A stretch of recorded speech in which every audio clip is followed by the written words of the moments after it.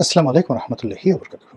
সম্মানিত দর্শক, বাংলাদেশের সাবেক প্রধানমন্ত্রী শেখ হাসিনাকে নিয়ে বিশ্ব মিডিয়াতে যে মাতামাতি, এটি রীতিমতো বিস্ময়কর। আপনারা জানেন যে মিডিয়ার দৃষ্টি আকর্ষণ করা চাট্টিখানি কোনো বিষয় নয়। এই মুহূর্তে পৃথিবীতে খুব অল্প মানুষ রয়েছেন যারা সরাসরি মিডিয়াকে আকর্ষণ করতে পারেন রাজনৈতিক সেক্টরে। এবং সেক্ষেত্রে আশ্চর্যজনক ব্যাপার হলো গত ২ বছরে যদি আপনি তামাম দুনিয়ার মিডিয়ার দৃষ্টি আকর্ষণ করেছে বা মিডিয়া ঝাঁপিয়ে পড়েছে ইন পারসন, সেক্ষেত্রে আপনি দেখবেন ১ নম্বরে শেখ হাসিনা। এখন ধরুন ডোনাল্ড ট্রাম্পকে নিয়ে প্রতিদিন খবর হয়। তারপর আ সৌদি আরবকে নিয়ে খবর হচ্ছে। ইরানের পররাষ্ট্রমন্ত্রী নিয়ে খবর হয়, জেলেনস্কিকে নিয়ে খবর হয়। এর কারণ হলো যুদ্ধের কারণে তারা রাষ্ট্র ক্ষমতায় আছেন এবং বৈশ্বিক পরিস্থিতিতে তারা প্রতিদিন এমন কিছু কর্মকাণ্ড করেন বা এমন কোনো ঘটনা ঘটে যে বিশ্ব মিডিয়া মূলত সেই খবরগুলো প্রচারিত করে। কিন্তু যদি ধরেন ইন পারসন ডোনাল্ড ট্রাম্প যেভাবে তার পূর্বসূরি ধরুন আ ক্লিন্টন, হিলারি ক্লিন্টন, তারপর Joe Biden, George W Bush, আপনি গিয়ে দেখবেন যে এদের কারোর ব্যাপারেই মিডিয়ার কোনো রকম আগ্রহ নেই। শেখ হাসিনার চাইতে অনেক কৌশলগত গুরুত্বপূর্ণ রাজনৈতিক ব্যক্তিত্ব যারা ইতিমধ্যে ক্ষমতা হারিয়েছেন। যেমন ধরুন মাদুরো। তো ভেনেজুয়েলার প্রেসিডেন্ট মাদুরো এখন কোন অবস্থায় আছে আপনারা কি জানেন? আপনারা কেউ জানেন না। কিংবা আহমেদিনেজাদ ইরানের প্রেসিডেন্ট কোথায় আছেন? সিরিয়ার প্রেসিডেন্ট বাশার আল আসাদ সাবেক প্রেসিডেন্ট তিনি এখন কোথায় আছেন? আমরা কেউ জানি না। কিংবা ধরুন জাস্টিন ট্রুডো কানাডার প্রধানমন্ত্রী, অ্যাঞ্জেলা মার্কেল অথবা থেরেসা মে ব্রিটেনের সাবেক প্রধানমন্ত্রী।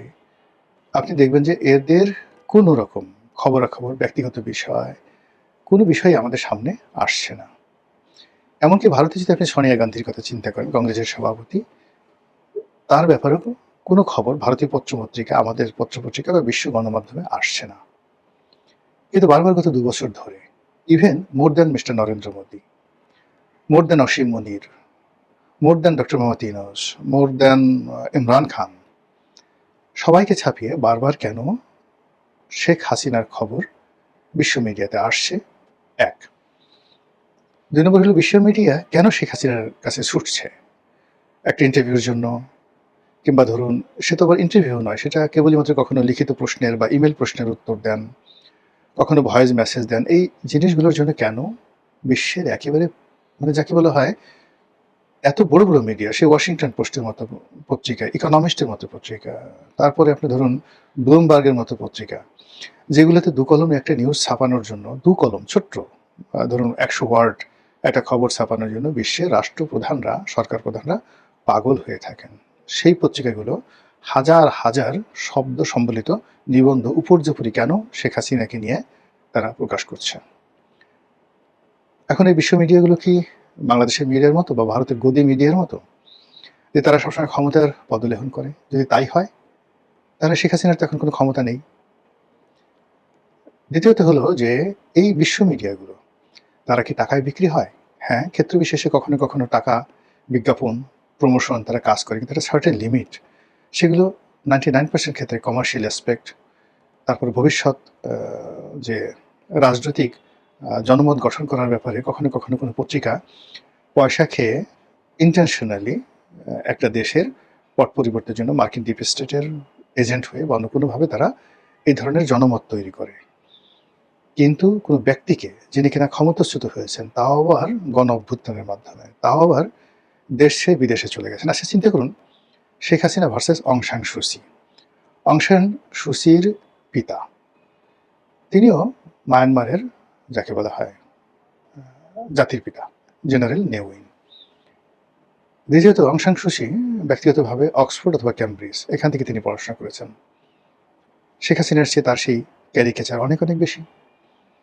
যদি আপনি তার ইন্টারন্যাশনাল গ্লোবাল কানেকশন ধরেন, তিনি ইউরোপে বহু বছর থেকেছেন।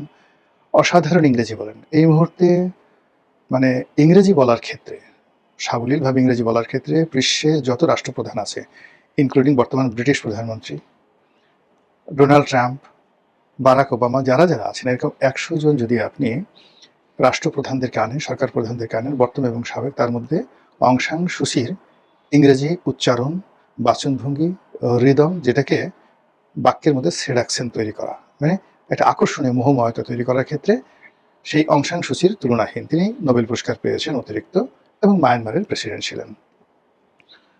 এখন সেই সুচি কোথায়? তাকে নিয়ে কেন গণমাধ্যম আলোচনা করছে না? সুচির পেছনে তো এখনো পর্যন্ত মার্কিন ডিপ স্টেট আছে। তাকে জেলখানা থেকে বের করা, তাকে ক্ষমতায় বসানো এবং তার জন্য প্রয়োজনে সৈন্য সমাবেশ করা, বাংলাদেশের ভিতর দিয়ে নিরাপদ করিডোর তৈরি করে সেখানে মায়ানমার সরকারকে হটিয়ে দেওয়ার সমস্ত প্ল্যান আমেরিকার আছে। কিন্তু সুচিকে নিয়ে কেন ওয়াশিংটন পোস্ট কোনো নিউজ করছে না? কেন দ্য টেলিগ্রাফ নিউজ করছে না? সানডে টাইমস নিউজ করছে না? দ্য হিন্দু নিউজ করছে না? ডন নিউজ করছে না? তারপরে সাইটুং নিউজ করছে না? কেন? বা টোকিও টাইমস নিউজ করছে না? নিউ ইয়র্ক পোস্ট কেন নিউজ করছে না? ইন্টারন্যাশনাল টাইম ম্যাগাজিন কেন নিউজ করছে না? কেন শেখ হাসিনাকে নিয়ে বারবার নিউজ করছে? এর কারণটা কি? দ্বিতীয়ত হলো যে এই আগামীর যে রাজনীতি, আমরা বাংলাদেশে যারা শেখ হাসিনাকে একেবারে অপাঙ্ক্তি মনে করছি, স্বরাষ্ট্রমন্ত্রী বলেছেন যে তিনি কে? তিনি কি তাকে কি দেখা গিয়েছে? তিনি কি বেঁচে আছেন? মানে অ্যাজ ইট ইজ তিনি কে? তার শব্দ শুনেছেন কিন্তু তার কোনো বক্তব্য শুনেছেন কিনা? এই যখন তার ব্যাপারে তুচ্ছতার ছিল আমাদের দেশের মধ্যে, তখন রয়টার্সের সাংবাদিক তাকে প্রশ্ন করার জন্য সেই যে ইন্টারন্যাশনাল প্রেস ক্লাব আছে দিল্লিতে, সেখানে যেখানে ফরেন করেসপন্ডেন্স ক্লাব, সেখানে উপস্থিত হয়ে তাকে প্রশ্ন করার জন্য তিনি তীর্থের কাকের মতো বসে থাকেন। এই যে বিশ্ব গণমাধ্যমের যে তার যে আকর্ষণ, এই আকর্ষণের কারণ সরকারকে খুঁজে বের করতে হবে। দুটো বিষয় থাকে যখন একজন মানুষ কারো দ্বারা প্রমোটেড হন, যেমন ধরুন এখন তারেক রহমান সাহেব সালাউদ্দিন সাহেবকে পছন্দ করেন, তিনি ব্যারিস্টার কায়সার কামালকে পছন্দ করেন, মেজর হাফিজকে পছন্দ করেন। এখন এই পছন্দের বিনিময়ে তাদের প্রতি ধরেন মিডিয়ার একটা আকর্ষণ হতে পারে, ক্ষমতা কেন্দ্রিক কোনো ব্যক্তির কেন্দ্রিক। কিন্তু শেখ হাসিনা এখন কারোর পছন্দের তালিকায় আছেন বলেন, ভারত তাকে শেল্টার দিচ্ছে। আমরা বাংলাদেশ থেকে প্রচার করছি যে তিনি মূলত সেখানে একটা আপদ হিসেবে আছেন, ভারত তাকে পছন্দ করছে না। তো সেক্ষেত্রে যেখানে নরেন্দ্র মোদীর কোনো বক্তব্য, তার খবরাখবর পত্রপত্রিকাগুলো প্রকাশ করছে না, ইভেন ভারতের যে সকল নাকুচো পত্রিকাগুলো রয়েছে, যেমন ধরেন আনন্দবাজার, সাপ্তাহিক দেশ, তারপর ইলাস্ট্রেটেড উইকলি, যেগুলো খুব নাকুচো পত্রিকা ভারতের, দ্য হিন্দু, এই সকল পত্রিকা কিন্তু নরেন্দ্র মোদীর খবরই ছাপাচ্ছে না। সেখানে কেন বারবার সেই শেখ হাসিনার বক্তব্য ছাপা হচ্ছে? ইট মিনস শেখ হাসিনার মধ্যে হয়তো কোনো অলৌকিক বিষয় তারা দেখতে পেয়েছে, যেগুলো আমরা বুঝতে পারি না, কিন্তু সাংবাদিকরা বুঝতে পারে। এখন সেই অলৌকিক বিষয়টা কি? মানে তিনি কি আল্লাহর ওলি, তিনি কি গাউস কুতুব? Not like that. অলৌকিক বিষয় হলো যখন বহু মানুষের দোয়া থাকে, বহু মানুষের সমর্থন থাকে এবং কোনো ব্যক্তিকে কেন্দ্র করে বহু মানুষের আকর্ষণ থাকে কোনো একটা ব্যক্তি বিশেষ, তখন সারা পৃথিবীর যে প্রচার মাধ্যমগুলো স্বয়ংক্রিয়ভাবে সেখানে রেসপন্ড করে এবং এটাই অলৌকিকত্ব। একজন কালো মানুষ যতদিন পৃথিবীতে জীবিত ছিলেন, নেলসন ম্যান্ডেলা, আমরা সারা দুনিয়া তার ব্যাপারে পাগল ছিলাম।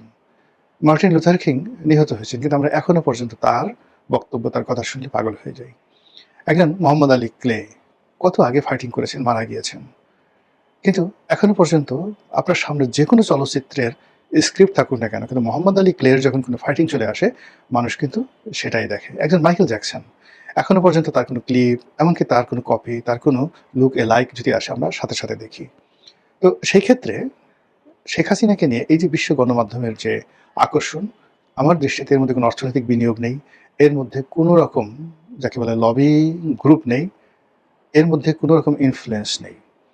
এখানে যে স্বতঃস্ফূর্ততা রয়েছে, সেই স্বতঃস্ফূর্ততার প্রথম কারণ হলো বহু সংখ্যক মানুষের ডিজায়ার, স্বপ্ন, কল্পনা, ভালোবাসা হয়তো শেখ হাসিনার মধ্যে আছে। এই গেল এক।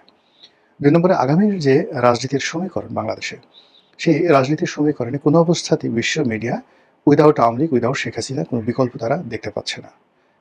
৩ নম্বরে সেটা হলো এখানকার যে ভৌগোলিক অবস্থান, এবং এই ভৌগোলিক অবস্থার কারণে পৃথিবী উত্তাল হয়ে যেতে পারে, দক্ষিণ পূর্ব এশিয়া উত্তাল হয়ে যেতে পারে যদি বাংলাদেশে সমস্যার তৈরি হয়। সেটা জঙ্গিবাদ বলেন, সেটা এই অঞ্চলে দুর্ভিক্ষ বলেন, কিংবা এই অঞ্চলে সেই বিদেশি শক্তির আধিপত্য বলেন, কিংবা ভারত, মায়ানমার, পাকিস্তান, এই দেশগুলোর মধ্যে যদি বাংলাদেশের ভূমি নিয়ে অন্তর্দ্বন্দ্ব শুরু হয়, এই পুরো সাউথ ইস্ট এশিয়া নয়, পুরো এশিয়ার যে রাজনীতি এলোমেলো হয়ে যাবে। 18 কোটি মানুষের ইকোনমি, 18 কোটি মানুষের দেশ। তো কাজেই সেই ধরনের একটি পরিবেশ পরিস্থিতি থেকে একটি দেশকে, একটি অঞ্চলকে রক্ষা করার জন্য বিশ্ব গণমাধ্যমের যে একটা দায়বদ্ধতা, সেই দায়বদ্ধতার জায়গা থেকে তারা তাদের যে প্রজ্ঞা, তাদের যে পাওয়ার অফ জার্নালিজম, তারা সেখানে বুঝতে পেরেছে যে আওয়ামী লীগ এবং শেখ হাসিনা এর কোনো বিকল্প নাই। সে কারণে কি হচ্ছে, বারবার ঘুরে ফিরে দিল্লি, শেখ হাসিনা, আওয়ামী লীগ এটি বিশ্ব মিডিয়ার প্রাসঙ্গিক হয়ে যাচ্ছে বিশ্ব মিডিয়ায়। আমার কাছে তাই মনে হচ্ছে। মহান আল্লাহ আমাদের সবাইকে হেদায়েত দান করুন এবং হেফাজত করুন। আসসালামু আলাইকুম ওয়া রাহমাতুল্লাহি ওয়া বারাকাতুহু।